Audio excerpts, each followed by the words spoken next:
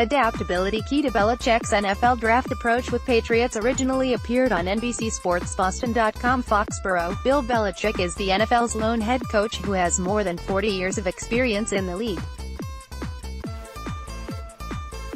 He's had to adapt. He's had to be malleable in what he believes makes good players, what he believes is the right approach to build teams. He's had to alter what it is he's looking for in the draft. He admitted as much in his pre-draft press conference at Gillette Stadium. While he has standards for what he's looking for at certain positions in the draft, those standards haven't been concrete. They can't be. We have our standards at each position. Height, weight, speed and other criteria are a standard, Belichick said Wednesday. Some players are below that standard and are good football players. Some players are below that standard and aren't good football players. Some players are above that standard and are good, some players are above it and are not as good. That's not the final evaluation, but it is a standard. Those standards have changed. When I came into the league when I was with the Giants, the standard for defensive tackles was 6'2", 285 pounds. Offensive linemen, 6'5", 285, 290. Those guys now would look like midgets. It's changed, and our standards have changed. But relatively speaking, you're evaluating what the player's total performance is going to be, not just the standards. Projecting a player's performance from the college game to the pro game is an imperfect science, but it's impossible without a role in mind for a given player. And, over the years, roles have transformed across the league. Quarterbacks have become more athletic. The passing game has become king, particularly out of 11 personnel with 3 receiver formations on the field more than any other. That wasn't the case when Belichick took over in New England back in 2000. But it is now, and it impacts both sides of the ball. Better have a roster that can handle it. If 2/3 of the league have running-type quarterbacks and quarterbacks that are athletic and are gonna scramble and are gonna be those kind of players, then you better get ready to defend them, he said. If teams are gonna be in 3 receiver sets for the majority of offensive formations, then you better be ready to put 5 defensive backs on the field and be ready to have a slot corner. If you want to have a slot receiver, then you need to have a slot receiver if you're gonna put 3 out there.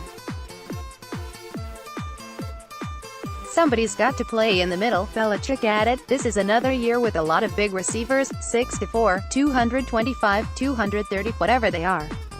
Somebody's going to have to cover these guys one of these days. I don't know if it's going to be all this year or not. There's plenty in the league right now that fall into that category. Seems like there's a little bit more of an emphasis towards the smaller, quicker slot receivers. Better find somebody to cover those guys, too, and vice versa. Belichick and the Patriots have, of course, already addressed some of those things to keep up with the times. They've seemingly preferred bigger, stronger, pocket-pushing defensive linemen lately. Trey Flowers, Dietrich Wise, Lawrence Guy, Danny Shelton, Malcolm Brown, than the types of rushers who are considered twitchier and more explosive. Why spend on speed rushers if the quarterbacks are faster and going to run right by linemen, even the athletic ones, who lose contain? To that end, it'll be interesting to see how the Patriots replace sub-rusher Adrian Clayborn. Do they roll with Derek Rivers or invest in another pass-game-only specialist? Or do they find another Flowers type to pair with Michael Bennett, giving them multiple versatile run-game, pass-game ends on the field at the same time? The Patriots also went out of their way to draft a slot corner early last season. That was second-round pick Duke Dawson's projected role in New England, but he suffered a hamstring injury in training camp and didn't play a snap in the regular season.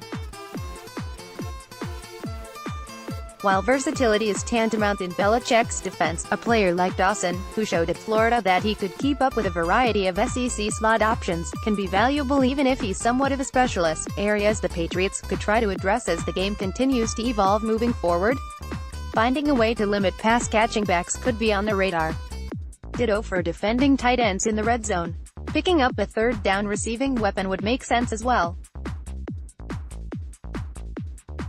At the bye week last year, we identified those areas as 3 the Patriots would have to try to improve on during the season. Perhaps a Swiss Army knife defender in the mold of Patrick Chung, who is working his way back from off-season surgery, who can run with both backs and tight ends, would make some sense as an early draft weekend investment. Pursuing an inside receiver who could help convert third downs for Tom Brady would also be a worthwhile pursuit. That's a relatively clear-cut need for the Patriots, who are interested in signing Adam Humphries and Cole Beasley as free agents this offseason. Usually they kinda hit you in the face, Belichick said of the areas on his roster he and his front office try to address in the offseason. Usually you sit there the end of the year and say, well, we had a lot of trouble blocking this player or defending this type of player, or whatever it is, and it kind of becomes a need for you. Do we have to change our scheme to do this, which probably isn't that easy, or you would have already done it? Or do we have to have another certain type of player that we don't currently have that has a certain skill set? The Patriots are consistently zigging where others sag. They find market inefficiencies that others haven't, and those have contributed in a huge way to their success over the last 2 decades. But even they know they can't always dictate where things are going. If the NFL is moving one way, they have to be ready for it, and the draft can be the well from which the Patriots pluck players to keep up with the ever-changing league around them. Click here to download the new My Teams app by NBC Sports. Receive comprehensive coverage of your teams and stream the Celtics easily on your device.